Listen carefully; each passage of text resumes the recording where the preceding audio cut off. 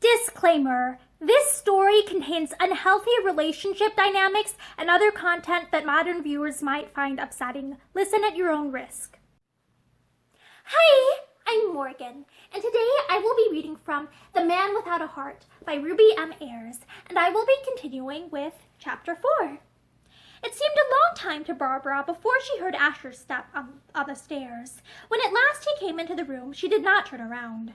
"I've had the devil of a job," he broke out irritably. "The chimney must have been damp or something, and when I got the fire to light, half a ton of soot came down and smothered everything."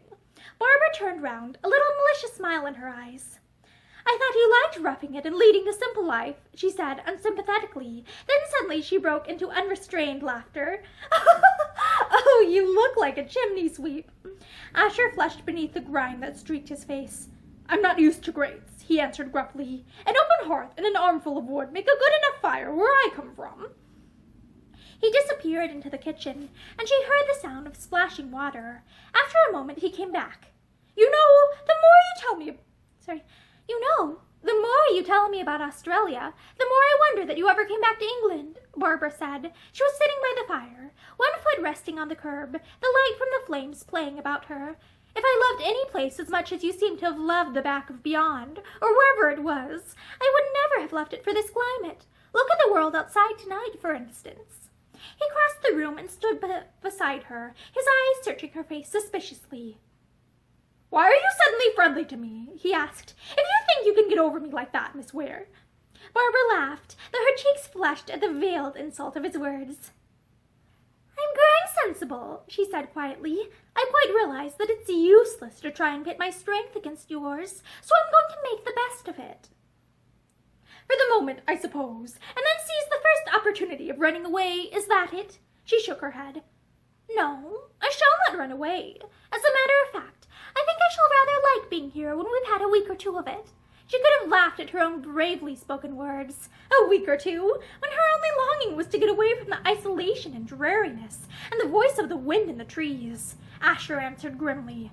"I was once told that when a woman shows friendliness to a man she dislikes, it is time to beware of her." She raised her eyes.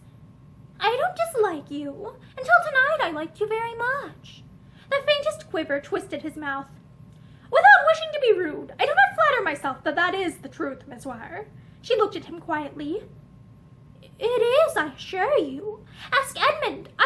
She stopped and bit her lip, realizing that she had made a mistake to mention that name, and for a moment neither of them spoke. Then Barbara said again, "There is one thing that you may not have thought of, Mr. Asher, or perhaps you have thought... There is one thing that you may not have thought of, Mr. Asher, or perhaps you have thought of it and do not care." "What do you mean?" She met his gaze unfalteringly. "I mean that by bringing me here and staying here yourself, you are putting me in an impossible position. If people knew—" He interrupted ruthlessly. "Is it any worse to be here alone with me than it would have been elsewhere with Edmund Hyde? As I said before, at least I have the merit of being an unmarried man." Barbara rose to her feet. Such a wave of bitter revolt swept through her heart that she could hardly trust herself to speak. Then, with a great effort, she managed to smile. "You think yourself very clever, Mr. Asher," she said. "Perhaps someday I shall be able to show you that the winning cards are really in my hands all the time." He bowed stiffly. "I shall be most happy if you can convince me now. Why wait until some faraway moment?" She looked at him with pity in her eyes. He was so strong and determined, with his hard eyes and the heavy lines in his face, and her own words flashed again through her mind. "A man without a heart! A man without a heart!" "A penny for your thoughts, Miss Weir," he said. Their eyes met and held one another's challengingly. Then Barbara said defiantly, "I was remembering that even Samson was broken in the end, by a woman." He fell back a step from her, but he made no reply, and she said again, "I am tired. If there is nothing else I can do for you, I should like to go upstairs and see if I can find a place amongst the soot where I can sleep." But in spite of what Asher had said, the soot seemed to be a negligible quantity. The fire was roaring up the chimney, and Asher had dragged all the bedding and clothes from the bed and piled them in front of the fire to air. Barbara shut the door and locked it. Then she looked around her. The room was low-ceilinged and raftered, like the one downstairs, with a similar floor of polished boards, and curtains of dull blue chintz pulled across the small casement window.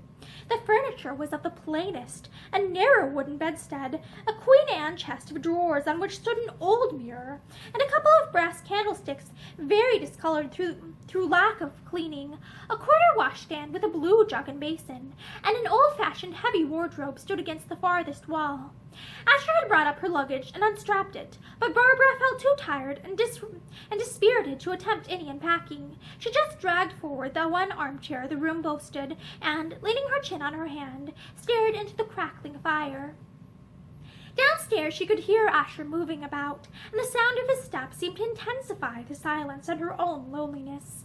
It was like a dream or some preposterous story to think that she was here in the heart of an unknown wood, with nobody for miles around but a man who was almost a stranger to her, and in spite of her determination she again began to cast about in her mind for some means to elude him, some way of escape.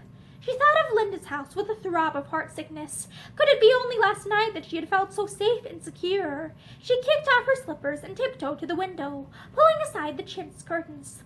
With careful fingers she unlatched the window and leaned out, but there was no sound save the wind and the incessant dropping of rain, and a ground mist prevented her from seeing anything at all, except the dull glow of the light from the room below. She shut the window with a little shiver and went back to the fire. Nothing to be done tonight, that was sure. She could only wait for the morning. She could still hear Asher downstairs, his cough, and once the tap of his pipe on the hearth tiles as he knocked out its ashes. She listened, and presently she heard him whistling, a soft little snatch of tune that seemed somehow familiar, though at first she could not place it. Then suddenly she knew. And men who've stayed home all their lives, or dancing every night with other fellows' wives, you'd never know that old hometown of mine. She wondered if he was whistling it purposely for her to hear, or if it was inadvertence, and a queer sort of pity for him rose in her heart. She had called him a brute and a man without a heart, and it seemed now as if all the time he was nothing but a headstrong, willful boy who was trying in vain to fashion the world to his own liking.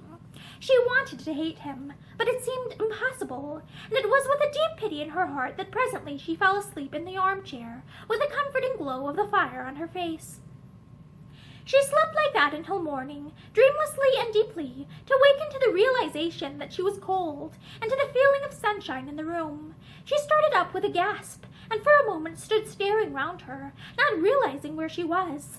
Then suddenly she knew. The night had gone, and she was safe.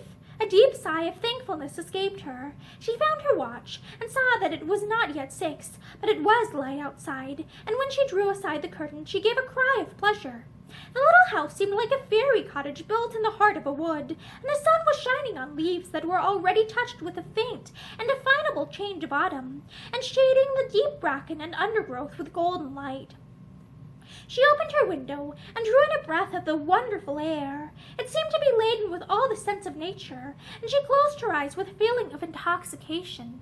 She felt that she knew now what Asher had meant when he said that he longed for the country and the primitive life he had lived for so many years, and it flashed into her mind how different was this morning's awakening from the one she had planned in London, and airless streets and the solemn breathlessness of an hotel. She washed the little blue basin on the corner washstand, changed the traveling frock she had worn yesterday for blue and white cotton, very simply made, and redressed her hair. Then she softly unlocked the door and slipped downstairs. Ruffer Asher was sleeping. He was not yet awake, for dead ashes filled the hearth in the sitting room, and the curtains were still drawn. She pulled them back and opened the window. Then she unbolted the front door and stepped out into the wood. Again she thought of the fairy story of the enchanted cottage, which a wandering child found in the heart of a wood, as she stood on the crazy pathway, almost completely overgrown with grass and moss, and looked up at the little house. A rose which climbed over its front door had been heavily dashed with last night's storm, and a great branch of clematis had broken away from the side of the house, and trailed disconsolately in the mud. The window frames needed painting, and the small garden was overgrown and neglected, but the thought leapt to Barbara's mind. I can make it look a picture. Then she laughed at herself for the thought. Why should she take an interest in the place which was virtually her prison? All her plans should be of how she could escape. She went back into the house and lit the fire. Then she hunted about till she found brooms and swept and dusted the sitting room. In the kitchen she came across a pair of large and muddy boots flung anyhow into a corner, and a little twinkling came into her eyes as she stood looking at them. She remembered vaguely hearing a distant thud last night, no doubt when Asher had thrown them down. And after a moment she picked them up, and, carrying them out onto the doorstep, found a blunt knife and scraped most of the congealed mud from them. Then she cleaned them as well as she could and stood them by the fire. There was still no sign of Asher, but a hatch round revealed the car which had brought them last night sheltered in a tumble-down shed at the back of the cottage. But for its presence she would still have been inclined to believe it all a dream. She picked an armful of bracken and the few flowers she could find, and was arranging them in an earthenware jar in the sitting room, when she heard a step in the narrow passage outside, and Asher walked into the room. The color mounted to Barbara's face, but she smiled and nodded brightly. "Good morning! You're lazy. I've been up ever so long. Breakfast would have been ready, only I can't find it. Where do we keep the pantry?" He looked at her grimly, then the old suspicion flashed back into his mind. "Have you been out?" he demanded. "Naturally. Can't you see that I've picked these?" She indicated the ferns and flowers. "And let me tell you," she went on briskly before he could speak, "that I think you've chosen a perfectly lovely spot. I could live here and be quite happy forever." He made no answer, but turned on his heel, and Barbara called after him.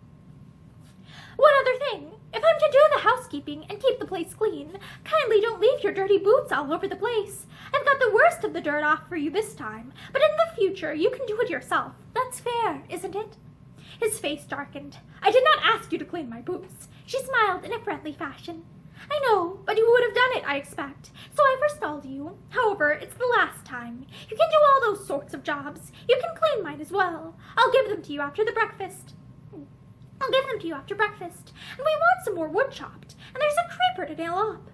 His face relaxed slightly. "Anything else?" he demanded. "Not for the moment, except that I should like to know where the pantry is." "I'll show you." She followed him to the little kitchen, and he showed her an old-fashioned cupboard behind the door, which she had overlooked. "There wasn't time to get in much food," he apologized, "but there are bacon and eggs and bread and butter and stuff like that. We can get anything else we want today." "Oh, then we are near town." "We are 5 miles away." "I see." She asked no more questions, but set about getting the breakfast, and presently they were facing one another across the trestle table, eating with good appetites. "If people didn't know," Barbara said airily, "they might think that we are an ideally happy honeymoon couple." He made no answer, and she said with a note of exasperation, "If we've got to stay here for an indefinite time, Mr. Asher, I think the least you could do is to be polite and try to make conversation." He looked at her steadily. "Are you trying to play a game with me, Miss Weir?" She shook her head, passing the butter. "You've got no butter." "No, I'm not trying to play any game. Last night I thought of all sorts of wild schemes for escaping. I was frightened, I admit, but now, he repeated as she paused. "Now I'm quite happy." She dropped a second knob of sugar into his tea. "I'm willing to stay as long as ever you like." Their eyes met across the table. Then he said, "Well, that's a very sensible decision to have come to, Miss Weir, because I'm afraid it will be some time before you can be allowed to go back to all that you have left." "I'm quite happy," Barbara said again, but her heart felt cold with apprehension. And that is the end of Chapter 4 of The Man Without a Heart by Ruby M. Ayres. Thank you for listening to this chapter with me, and I hope you join me again in the future for the rest of the chapters. Have a great day!